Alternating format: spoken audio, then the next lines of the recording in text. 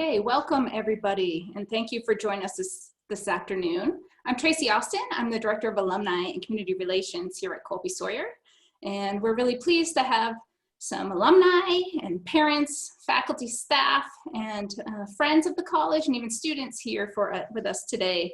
I'm pleased to have Professor Eric Boyer online with us for this webinar titled The 2020 Election, Searching for a Precedent. Professor Boyer has been teaching at the college since 2008, and his areas of expertise include American Studies, government, history, and philosophy. Before I turn things over to Professor Boyer, I'd just like to review the format for today's Zoom session. We are recording this presentation, and we will be sharing links to this and other sessions from our Stay at Homecoming program in the coming days. The microphones and video feeds for all of you in the audience have been disabled for this presentation. If you are having difficulty hearing or seeing us, please send a message using the text chat. Professor Boyer will plan to make a presentation, and then immediately following, we'll have a question and answer session. You may type your questions into the chat box or by using the question and answer function. We'll track the questions as they come in, and we'll do our very best to get to as many of them as possible at the end of the presentation. As a reminder, those functions, the chat and the Q&A, they can be found at the bottom of your Zoom screen. So just touch your cursor or your mobile device and you'll see those icons pop up. So with that, we're ready to turn things over and welcome Professor Boyer. Thank you so much. Thank you. Let me share my screen here.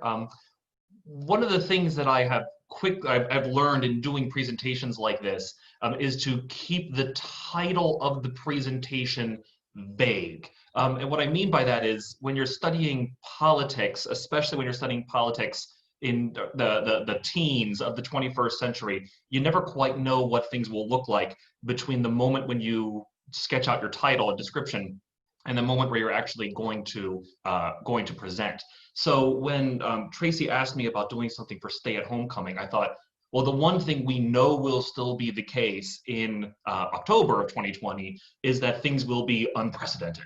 Because this is the one thing we seem to all agree on. We don't agree on many things as a people right now, but we all can agree that things are unprecedented.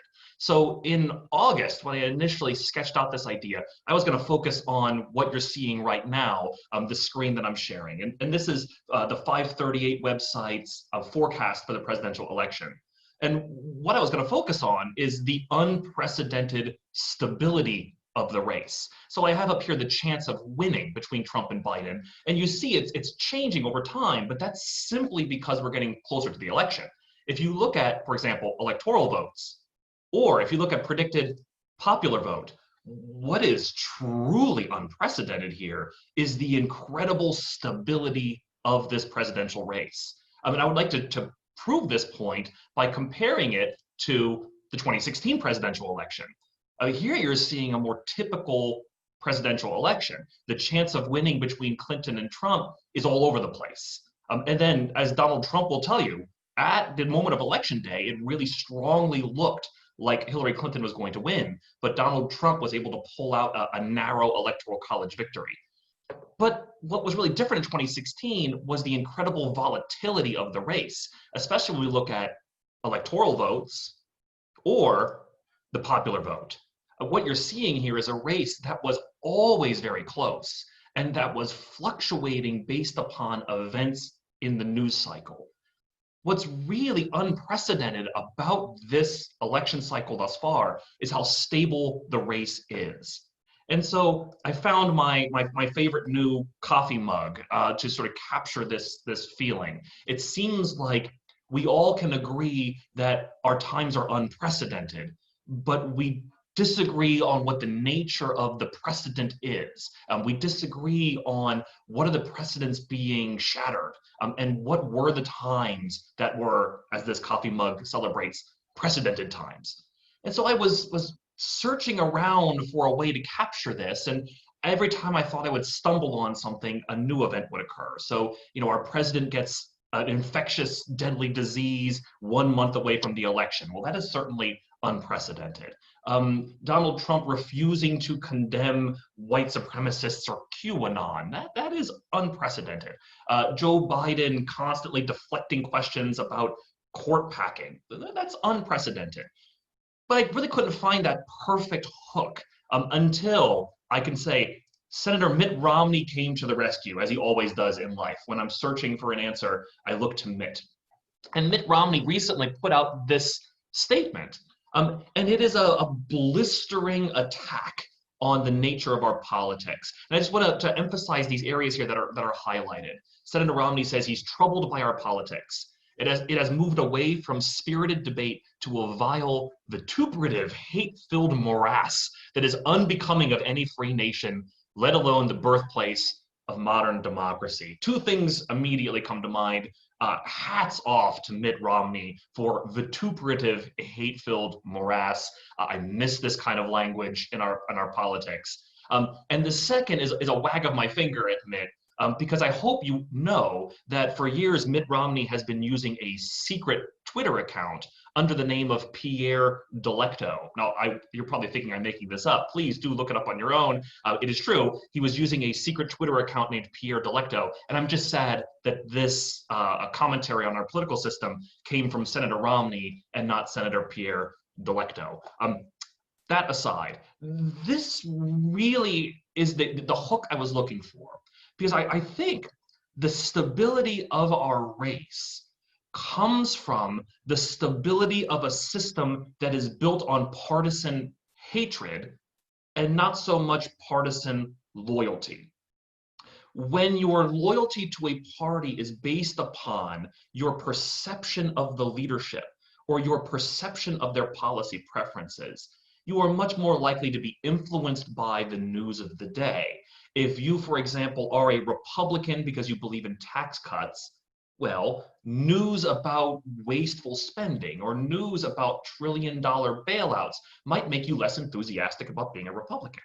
Likewise, if you are a Democrat because you believe in Medicare for all, hearing that your presidential candidate is not a fan of Medicare for all might make you less enthusiastic about the election. Alternatively, if you are a Republican because you hate Democrats, or if you are a Democrat because you hate Republicans, there is very little that could occur that would alter that enthusiasm or your voting preference. So I think Mitt has put his finger on something here, but even as he is putting his finger on something that's very important, he's sort of missing the larger point. The larger point is the comparison Senator Romney wants to create between politics as it is now and politics as it used to be. And let's just go back to that beautiful, wonderful little line. We've moved away from spirited debate, the way things used to be, to a vile, vituperative, hate-filled morass. This is a fascinating and a very sort of poetic capturing of what I would call this assumption of American exceptionalism. We look to ourselves and we have a certain lens that we use. And then when we're looking outward, we use a very different lens. So the American public and even scholars of American politics tend to fall back on this idea that American politics is about policies. It is about liberty. We are looking for virtuous leaders who will lead us to places that we don't yet want to go. And so as American voters, we uniquely look to the virtue of our leaders, their policy preferences. We have, in the words of Mitt Romney, spirited debate about policy outcomes. This, I believe, it's a very tasty but a very dangerous Kool-Aid that we are drinking. I don't believe that we have ever been what Mitt Romney wants us to return to. And I think this becomes particularly apparent if we do a thought experiment. Imagine looking at the 2020 presidential election in the United States from the vantage point of a resident of the developing world. Because this American exceptionalism, we uniquely care about virtue and policy, is paired with a, let's call it what it is, a racist lens that we use when we look to sub-Saharan Africa. There we speak about primordial hatreds, tribalism, factionalism, politics as power. And it's always tinged with an idea. unlike in the United States, your politics is about ascribed statuses, mobilizing tribal hatreds. I've always found this to be a particularly unsavory part of political science, particularly American politics. And I think Senator Romney gives me an opportunity to not only say something about the 2020 election, but to say something about this deeper and more pervasive assumption about our politics. And so what I want to do is I want to use the politics of sub-Saharan Africa to make sense of not only the 2020 presidential election, but trends in American politics. This might be an interesting thought experiment because I think it will help us to understand what's going on in 2020 and not only understand it, but to discover the very deep historical roots of these trends and then see possibly a way out of these trends. So what I want to do is I want to specifically use a comparative politics lens to study American politics. I don't want to use an American politics lens to study American politics because I believe there's certain assumptions that are problematic and that keep us from understanding the 2020 election and its shocking, unprecedented stability. So the first thing I want to pull up here is a map of the countries of Zambia and Malawi. A wonderful study was done in the early 21st century by a man named Daniel Posner. And what he discovered was that colonial boundaries, because remember, it was not the people of Zambia and the people of Malawi who drew these lines, it was European colonial agents who drew this line during the Berlin Conference. These lines artificially divided up two different ethnic groups, the Chua and the Tumbuka. Now, the Chua and the Tumbuka live across the boundaries dividing these two countries. And what Posner discovered is that the Chua and the Tumbuka consider themselves to be allies in Zambia, but adversaries and enemies in Malawi. This is a fascinating attempt to do the equivalent of sort of a lab scientific experiment in the realm of politics. You have these groups which have a shared history, a shared language. The only difference between a Zambian Chua and a Malawian Chua is this artificially drawn line dividing up the ethnic group. So what Professor Posner did is he went to these countries and he found villages that were right across the border. So he found two villages that were Chua, two villages that were Tumbuka, right across the boundary from each other, and gave him questionnaires. And what he discovered was shocking, that the Zambian Chua and the Zambian Tumbuka were very clear that they trusted the other ethnic group. They would be happy if their son or daughter married a person from the other ethnic group. They frequently vote for candidates from the other ethnic group. They consider them to be friends and allies. When he traveled a few miles across an arbitrary border into Malawi, he discovered the exact opposite. When discussing these issues and administering these questionnaires, he found that Chua would be outraged if their son or daughter married a Tumbuka. Chua considered Tumbuka to be their enemies and their rivals. They would never consider voting for a Tumbuka for elected office. And what Posner discovered is that there is nothing inherently politically salient about being Chua or Tumbuka. Because in Zambia, it is not politically salient. This particular identity is not politically salient at all. Chua and Tumbuka are allies. They don't consider this to be the number one identity that defines their politics.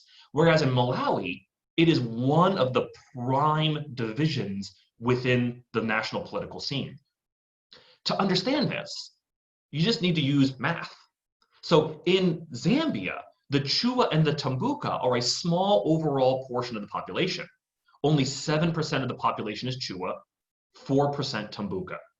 When we move to Malawi, the situation is very different. In Malawi, 28% are Chua and 12% are Tumbuka. So what Posner discovered and what this particular moment teaches us about politics, not just American politics and not just African politics, is that politics is about building coalitions. Not only is it about building coalitions, it is about mobilizing identities to build coalitions.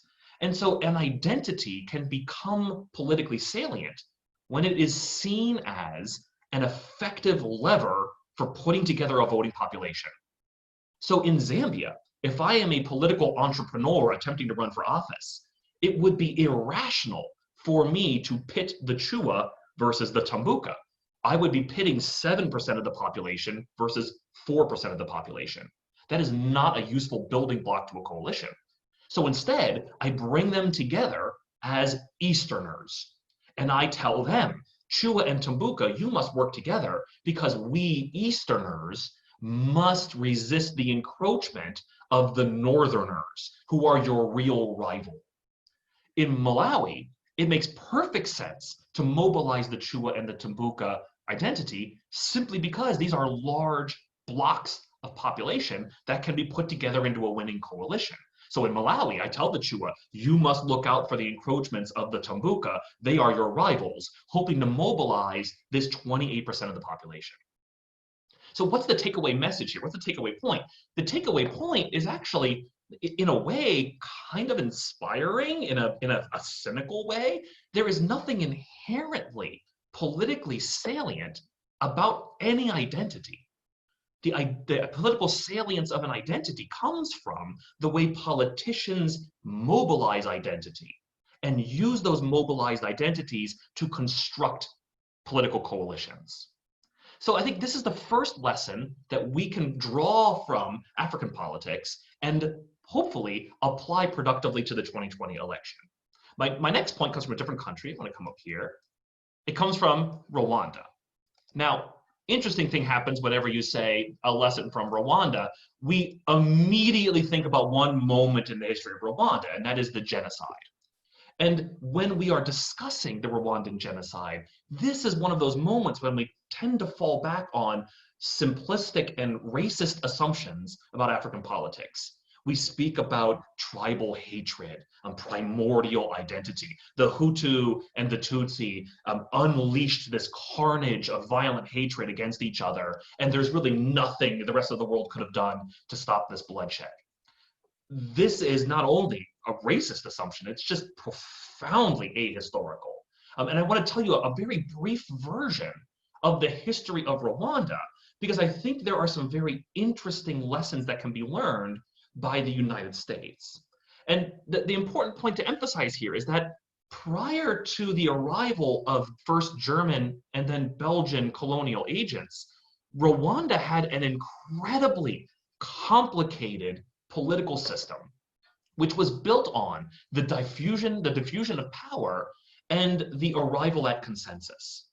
Now, they never used the words of Madison, ambition shall be made to check ambition. When you look at the political structure, there is a fascinating version of the separation of powers in pre-colonial Rwanda. Rwanda was ruled by a king, but the entire country was divided into governing units called hills.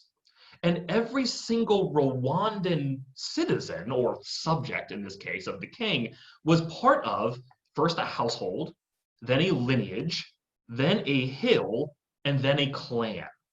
Now, households and lineages were based on ethnic identity. You were either Hutu, Tutsi, or 1% of the population is Twa. You were one of those things for your household and your lineage, but your hill and your clan were multi-ethnic political units. Every hill had 3 different chiefs governing it. One was a chief of the landholdings, one was a chief of men, and one was a chief of the pastures. Now, what's fascinating about this is the king used this 3-headed leadership to balance power. So he would frequently pick 3 different people to be in charge of these 3 different parts of political life. Frequently, a Hutu would be the chief of the landholdings, a Tutsi would be the chief of the pastures, and then perhaps a totally different person would be the chief of men.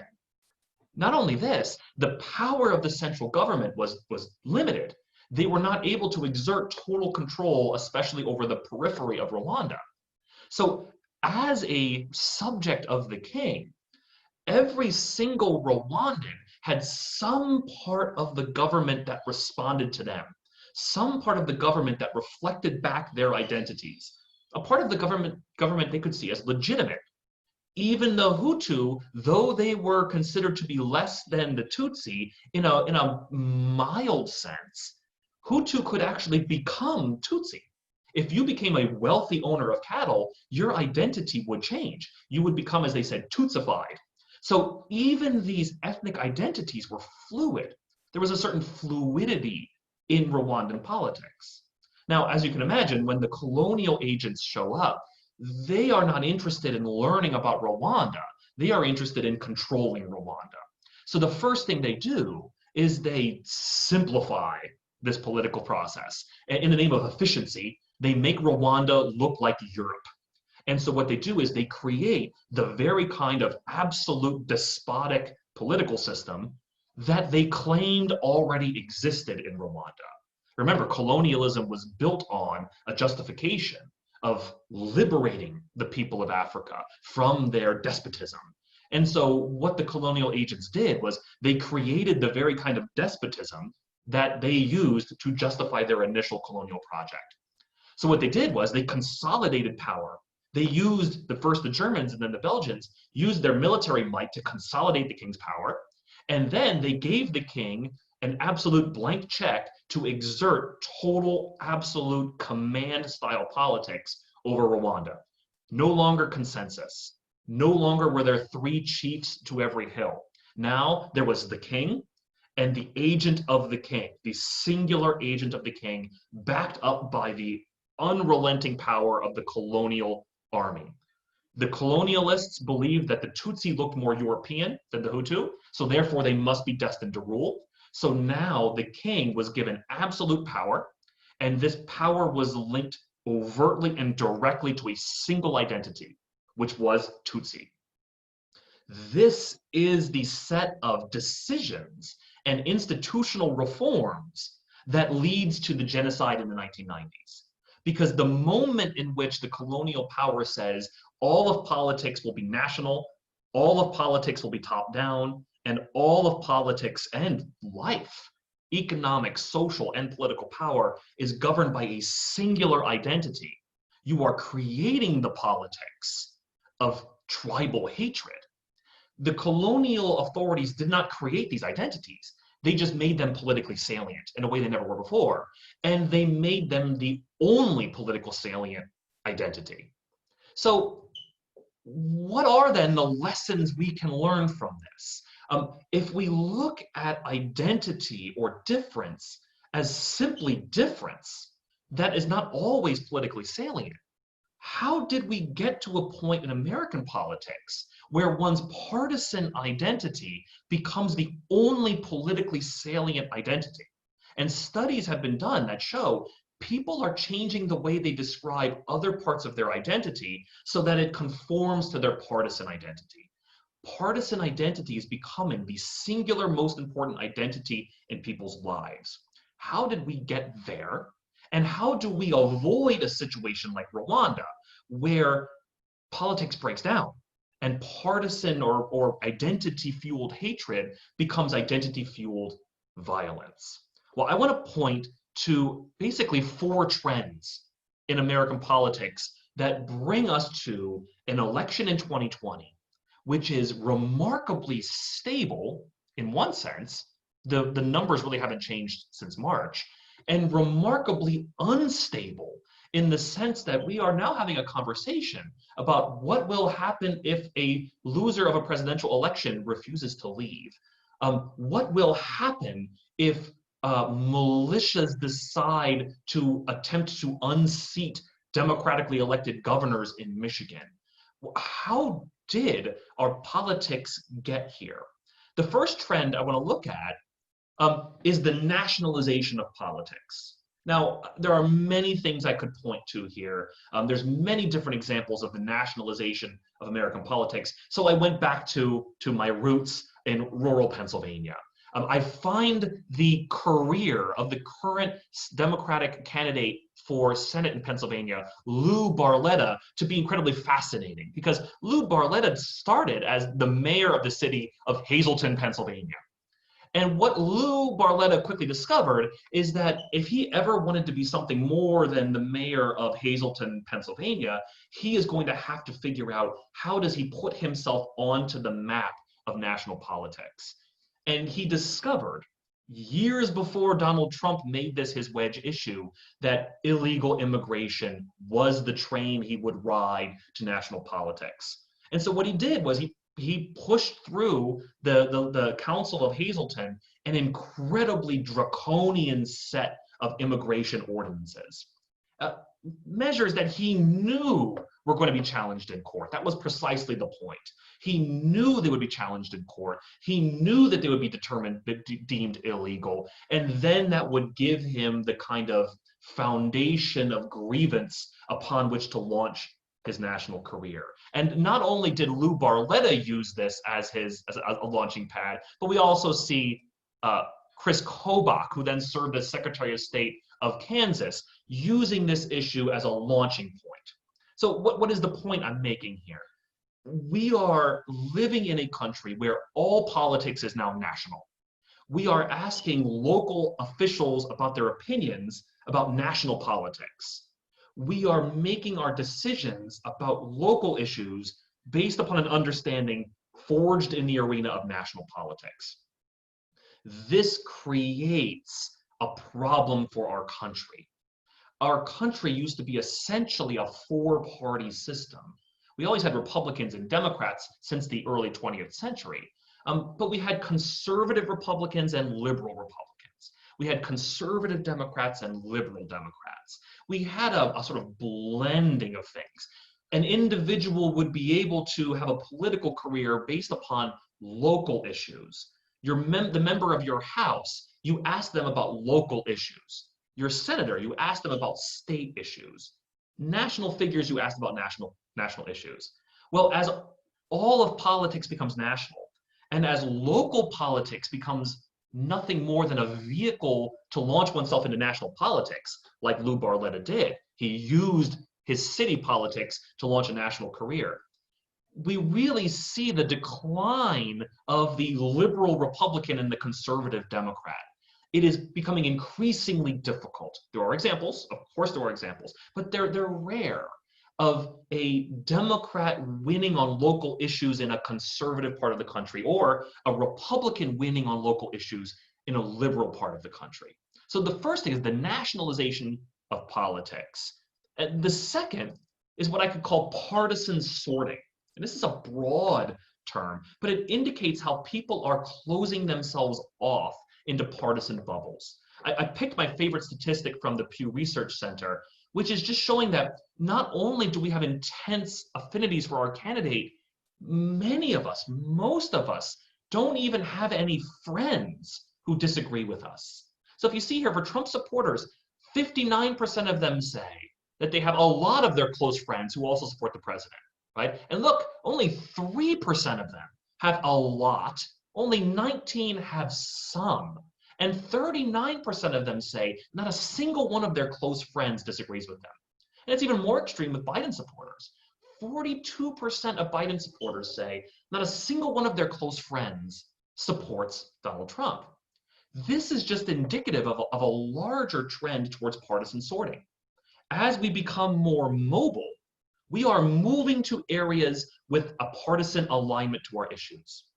As the media becomes diversified, and as it becomes inexpensive to produce content, we are closing ourselves off in media bubbles. We are rarely encountered with media that challenges our fundamental assumptions. And then finally, gerrymandering. Politicians are utilizing the drawing of electoral boundaries to create uncompetitive districts. Those uncompetitive districts are only competitive in the primary. And the primary electorate is an incredibly energized, mobilized, and ideologically consistent set of voters. So now we have the most ideologically committed voters speaking with incredibly loud voices. They are shutting themselves off from anything or anyone who would disagree with their core assumptions, which then leads to a ramping up of those assumptions. So now we don't, Trump supporters not only believe that he is fending off the dangers of radical socialism, but we're starting to see the emergence of QAnon. And we have voters who believe that Donald Trump is breaking up a satanic cult of child sex traffickers led by Hillary Clinton and John Podesta. These kinds of wild conspiracy theories are becoming mainstreamed because people in media bubbles are not realizing how unhinged their core assumptions are becoming. So we have the nationalization of politics, we have partisan sorting, and we just have a flood of campaign cash. So now political parties have the resources to construct a consolidated national message. Individual fundraising is becoming less important than these national totals. Here is the average spending by the winner of a House election. Here is the average Senate winner, and this number is going to explode in 2020 when we see that Jamie Harrison in South Carolina raised, I think, $54 million in the third quarter. And this is replicated at the presidential level. It's replicated at all levels. There's just a flood of cash. And that flood of campaign cash gives parties the resources to create a hardened, consolidated, unified message. That unified message makes it even more difficult for heresy, for a Republican who believes in man-made climate change, or for a Democrat who is pro-life. The idea of being a heretic within the orthodoxy of your party becomes even more difficult to maintain when parties have millions of dollars to spend to mobilize their voters and consolidate their message. And so then what do we get? Well, then we get this. And this is a chart that I frequently show in my presentations because I think it is the most relevant data point to understand American politics. Because if I am going to unite a political party, and that political party has to bring in a coalition that can win elections, I need to find a way to smooth out the differences within my party. If I talk about policy, I'm going to mobilize a small part of my party, but I'm going to lose another part of my party because there's very little policy that unites the various wings of the Republican Party or the Democratic Party. How can I bring in white evangelical Christians, rural, high school educated white voters, Wall Street bankers, if I'm a Republican? How can I pull in people concerned about gay rights? How can I bring in an activist with Black Lives Matter while also bringing in that suburban soccer mom, to use the early 21st century category? How can I bring in, for example, Alexandria Ocasio-Cortez and Governor Kasich into one unified party? Well, the way I do that is through cultural issues and partisan hatred. So I use things like the Confederate flag, gun rights, abortion, gay rights, race, ethnicity. I find the deeply polarizing cultural issues, and I use them as a way to mobilize a partisan army. Because reaching out to the middle is a losing strategy. I say that because if you look at this chart, the middle doesn't exist. If you are pitching to the middle, you have to hope that your opponent is pitching his or her argument to the extreme so that you can bring in the extreme elements of your own party. And this is what Biden is doing. Biden is trying to pitch to the middle, assuming that the progressive activists within his own party will hold their nose and vote for him because the alternative is Donald Trump. Whereas I believe Donald Trump is going all in on mobilizing his base.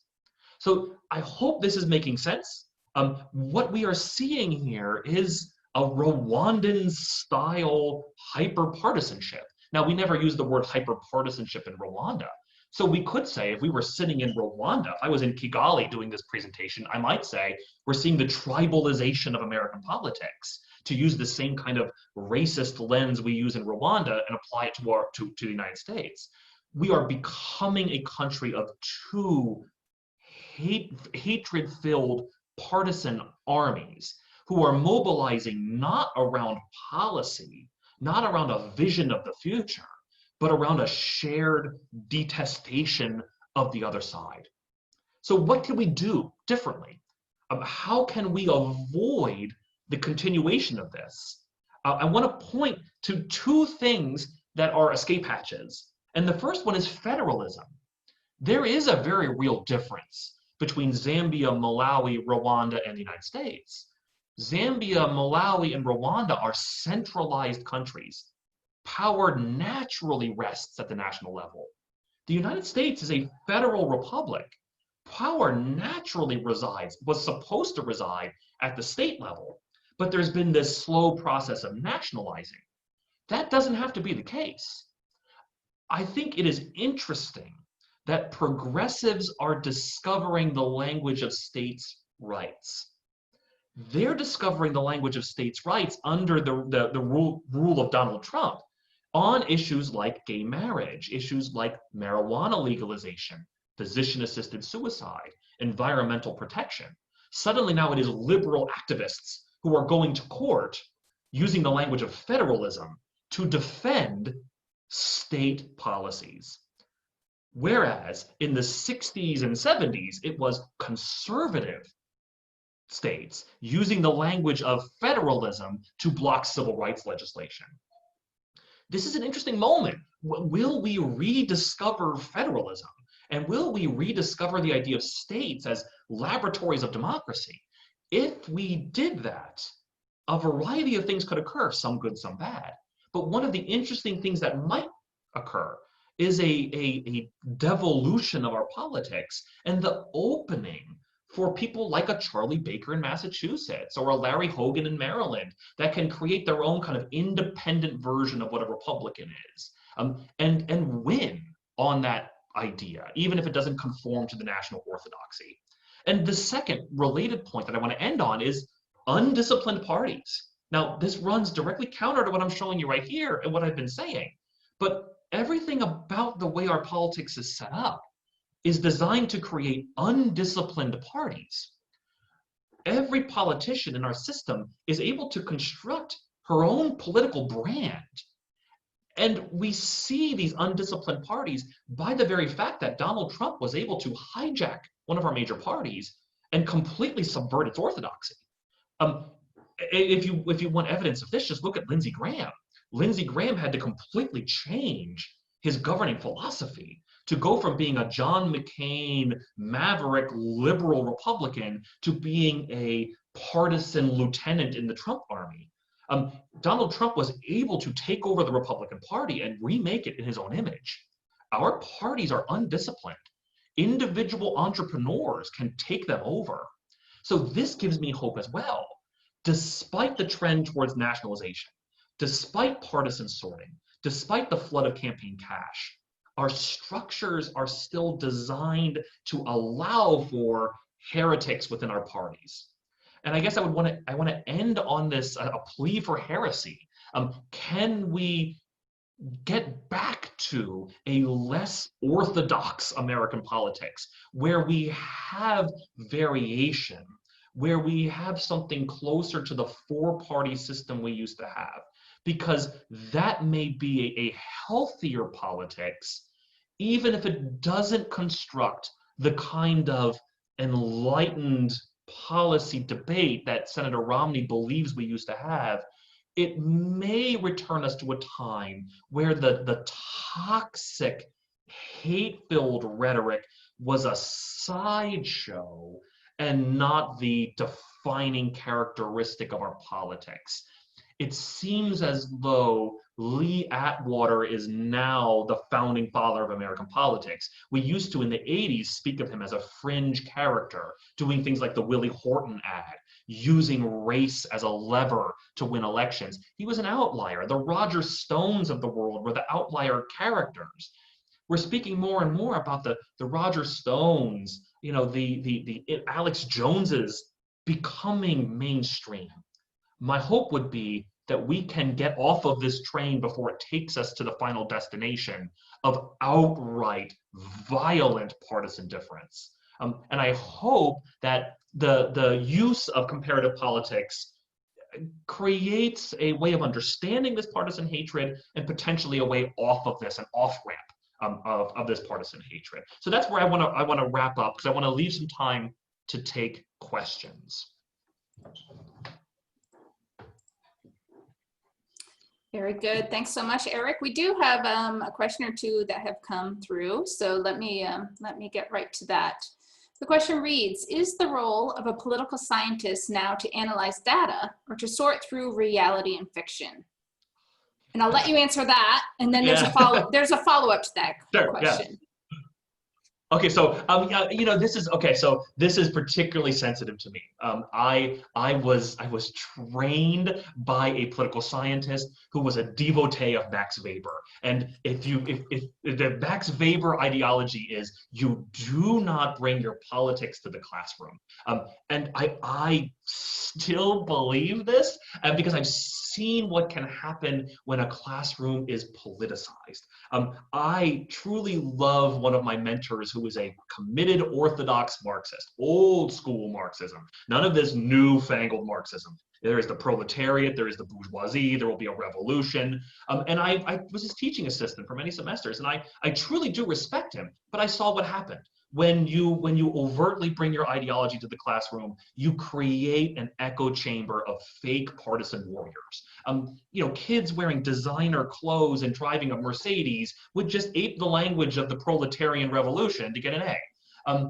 So the role of a political scientist in the era of partisan hatred is really challenging.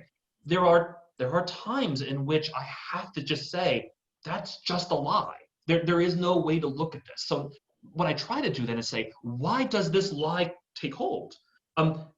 I think the role of political scientists is to separate fact from fiction, but then to also ask, how does fiction become the defining nature or the decisive characteristic of our politics? Because simply saying you're lying at a certain point in a world where there's no one in the middle is ineffective. Because the people who believe that lie, you're calling them out as a liberal PhD holding, East Coast living academic. I mean, I am like walking, give me a pipe and some patches on my shoulder, on my elbows, and I would become an image in Tucker Carlson's show. That's not helpful to say, well, that's a lie. The question then becomes, why does this falsehood become mainstream? And I think this is the same difficulty the media is having. When do you, in the name of objectivity, treat something like a legitimate point, and then when do you just say, that's so far-fetched, we're not even going to give it a hearing? So I struggle with this, because it's something like QAnon. I don't know what to say, right? It's just so off the wall. And the fact that a member of Congress is going to be seated and put on committees who not only believes this, but also releases anti-Semitic videos is mind-boggling. And how do you not just call this the Nazification of American politics? I mean, this person is really overstepping the lines, but it's challenging to do that while also engaging a broader public. So let's go to the follow-up that came with that question. So is the Constitution capable of accommodating this new tribal all or nothing power grabs? Yeah, the Constitution is silent on it, and that's one of the problems. This is, I think, one of the issues that I have seen, and it is we want something to save us from ourselves, especially those who are losing elections. So under Obama, we heard, oh my gosh, conservatives were going to, he's defying the Constitution. Will the Supreme Court come and save us from the horrendous Obamacare? And now that Democrats are on the losing side, they want Robert Mueller to save us. They want Mark Zuckerberg to save us by deleting Trump's Facebook posts. They want the Constitution to save us. The Constitution has nothing to say about partisan hatred. The Constitution desperately wanted to avoid partisan hatred, and so it constructed a system that they hoped would make it irrational to ignore your local populace. Our entire system is designed so that no one person gets too much power. As I'm going to say words that all of my alumni that have my class are going to start laughing. The only thing protecting us from a Vladimir Putin is another wannabe Vladimir Putin. That's what our system is built on. Our system is not built on virtuous people.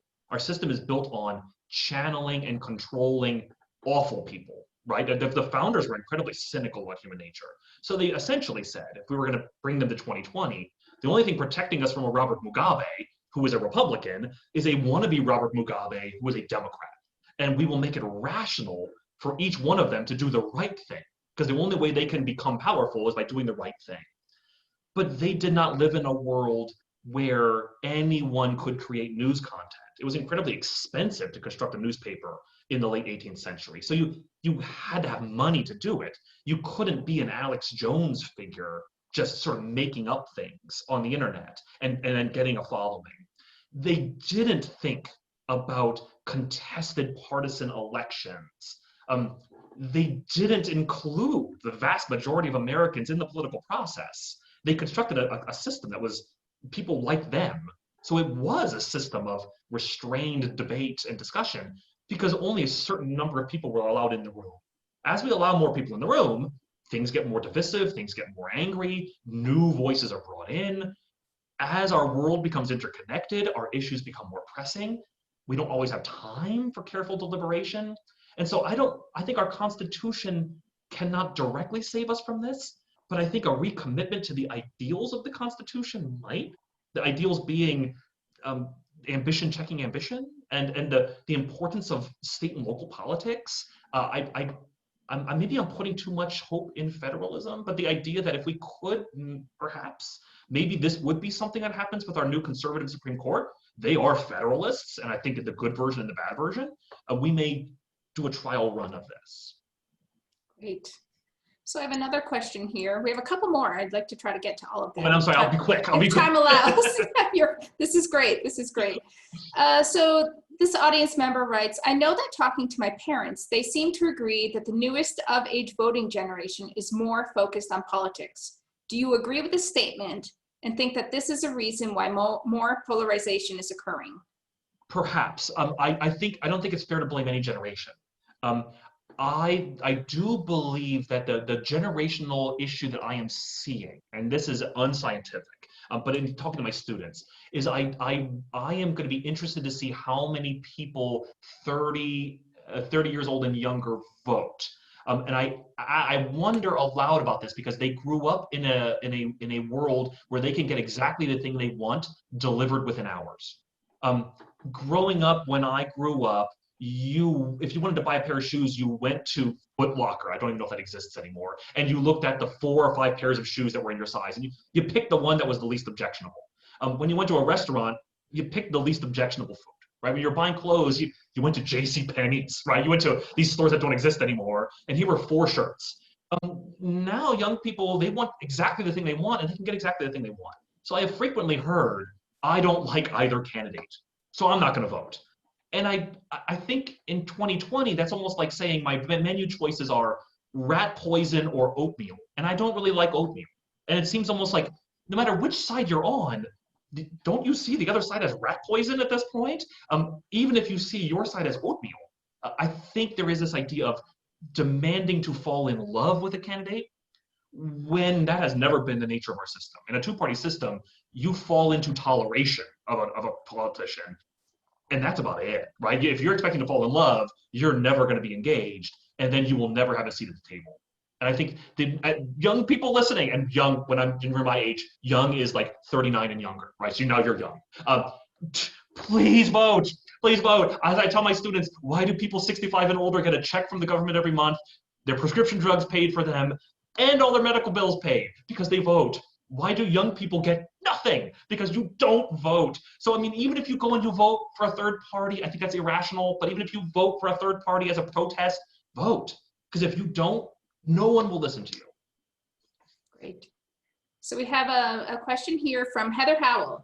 How you doing, Heather? And Heather says, hi, Professor. Do you think that what we are seeing with polarization is a diversion from the ideas of our founders surrounding self-interest based on human rationality? Or a consequence of that system devised by Madison and friends, and the pursuing ambition and self-interest is being directed towards partisan hatred? Yes, Heather, you said it better than I could say it. I mean, this is, I always know who played my Madison in my constitutional convention simulation. I mean, I do think this is a redirection of Madison's idea. I'm a firm believer in the Madison idea. How do you get awful people to do the right thing, and you make it within their self-interest to do the right thing. But that depends upon voters being rational and self-interested. And I think the problem is, and this is something that, if you want to put me on Tucker Carlson just for playing this part, I think a lot of voters have become irrational. And they believe that divisive issues, if you believe that Confederate monuments is the single most important issue facing the United States in 2020, you're not a rational voter. And whichever side you're on this, that's just not the most important issue facing our country. But a lot of voters are voting based upon these divisive cultural issues. And that's where the Madisonian system breaks down. Because Madison assumed that people will vote rationally. And so now the only way to win their vote is to meet their needs. Because if you don't, they'll vote you out. But if I can get away with treating you like garbage, but just giving you something on a divisive cultural issue, and I know you'll vote for me no matter what else I do. I mean, in the words of Donald Trump, if I can go out and shoot someone on Fifth Avenue and you'll still vote for me, you're now an irrational voter. And now you're not doing the very little small job Madison demands of you. Madison makes one simple demand of voters: vote and think about it and vote based upon your self-interest. That's it. You don't have to be a good person. You just have to be aware of your own interests. And I think many Americans have lost this because they're so oriented towards their hatred of, right, whether it's Donald Trump or the libs, that they're willing to tolerate anything from their army so long as their army is trolling the other army. And that's a breakdown of the system. And that is very scary. That's a scary trend. And great question, Heather. I mean, you are a Madison devotee. Great. I think we have time, I think, for one final question here. So are you suggesting that only people motivated by a power grab seek elected positions in this new environment? I am cynical. Okay, so I hope you're bringing in someone. I hope the previous sessions were more hopeful. I'm a cynic, all right? And so I always assume that if you assume politicians are awful and power hungry, you are safe when they're virtuous, and you're safe when they're awful and power hungry. If you assume they are virtuous, you will frequently be treated poorly, right? Because there are very few Mandelas. I mean, Nelson Mandela's come along very rarely, and we oftentimes get Jacob Zumas. We don't get Nelson Mandelas. And we can see that in South Africa. After Mandela leaves, we get just regular politicians in South Africa. And I think if you're constantly expecting an enlightened statesman, you're gonna be frequently disappointed.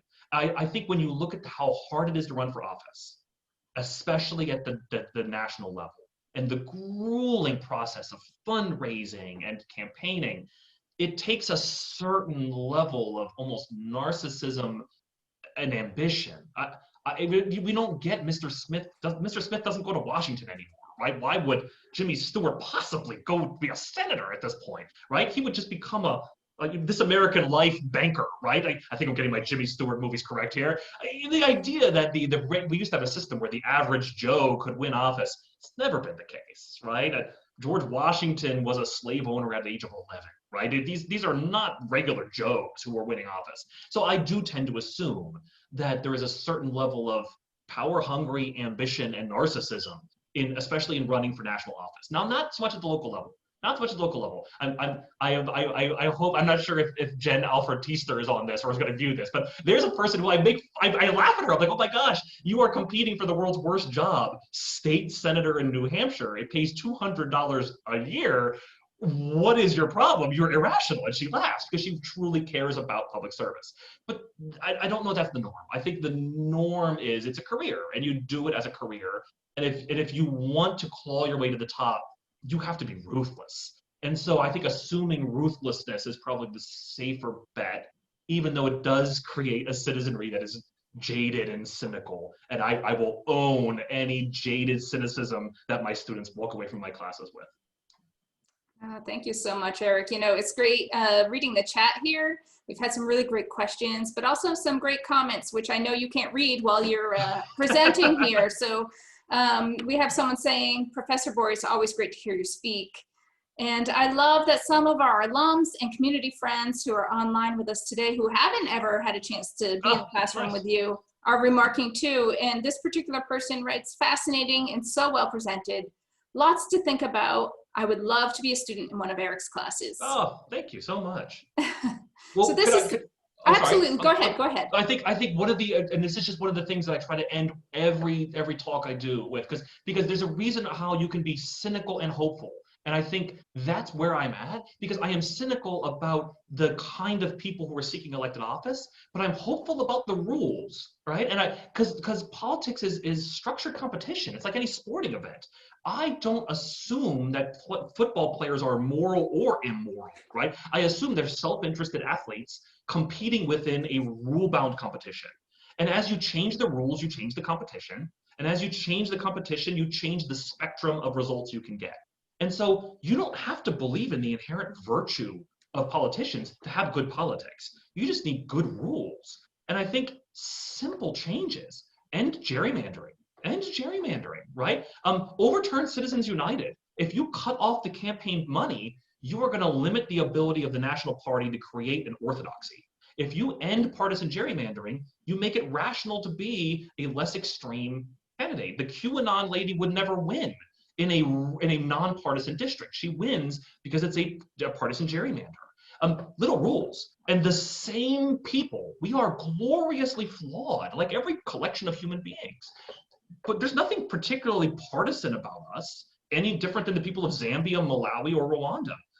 As you change the rules, you change the outcomes. The same people in a different set of incentives would get different results. And I think what we're seeing is just these trends. And if you reverse any one of these trends, they feed into each other. So as you reverse one trend, you would stymie the other trends. You get rid of partisan gerrymandering and you slow down the nationalization of politics. You slow down the nationalization of politics and you make it more likely you'll cut off those campaign funds because it becomes less life or death national elections. And so the rules matter way more than the people that make up the competition. And that's why I'm hopeful. I'm hopeful that young people are caring more and more about the rules. And I look at Maine, they have ranked choice voting in Maine. People are talking about gerrymandering in the Electoral College more than they ever have before. Change those rules and you change the spectrum of outcomes that you can get. Well, I love this last comment in the chat box here. It's a good way for us to end this session with you, Eric. It says, even your cynicism is incredibly informative. Yes. I like, people are awful, but there's hope, right? Because awful people can be made to do the right thing. Some of our best presidents were awful humans, right? Like I always tell my students, Lyndon Baines Johnson was a horrible human to his wife, and he would frequently have cabinet meetings while using the bathroom. I mean, the guy was vile, but he also passed the civil rights legislation, right? He also passed the Voting Rights Act. I mean, like, awful people can do Nixon created the EPA, right? I mean, awful people can do the right thing when they are made to do it, right? And so don't wait for good people, make good rules, and you'll get awful people acting like good people. Well, our time has unfortunately run out. I feel like we could probably go for another hour, Eric, but our time has run out. So we're going to wrap things up here. I want to remind everyone in the audience that this session has been recorded, and we'll be sharing that recording as well as recordings from our other sessions from this weekend with all of you in the coming days. I want to thank you, Eric, as always, for leading such an informative and stimulating conversation. And thanks for being here with us today. And to all of you in the audience, thanks for taking some time out of your personal schedules to spend some time with us this afternoon. I hope you'll take advantage of some of the other sessions coming up later today. Certainly watch your inbox for this recording, as well as announcements about future events and opportunities at the college to connect with us. So thanks, everyone. Take care and enjoy your weekend all. Bye-bye.